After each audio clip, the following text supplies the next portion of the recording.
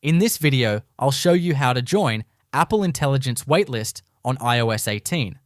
So let's dive in and find out. Alright, so Apple Intelligence is Apple's way of letting select users test out a new AI-driven features before they are publicly released. But here's the big question. Can anyone join the waitlist? Right now, Apple hasn't opened up the waitlist to everyone. Typically, Apple sends out invitations to certain users, often developers or those enrolled in special Apple programs, so it's not a public sign-up just yet. If you are interested, here are a couple of tips.